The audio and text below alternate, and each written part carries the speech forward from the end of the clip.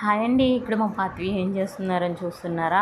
వెల్లుల్లిపాయలు అయితే దంచుతుందనమాట. ఎందుకంటే అమ్మకి సహాయం చేసేయాలని కొంచెం తాపత్రయం ఎక్కువ అండి తనకి. ఇక్కడైతే వెల్లుల్లిపాయలు అయితే దంచేసిందనమాట.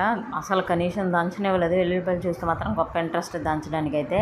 అండ్ నెయిల్ పాలిష్ కూడా చాలా పిచ్చండి. కనిపిస్తే చాలు నాన్ స్టాప్ రాసేసుకుంటుంది. ఆల్రెడీ దెబ్బలు పడ్డాయి.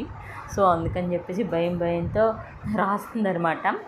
ఇక్కడ చూసారా వెదర్ అంత బాగుందో. మా ఇంటి దగ్గర అయితే చాలా బాగుంటుందండి. కాకపోతే వేడైతే సమ్మర్లో అయితే అస్సలు ఉండలేము.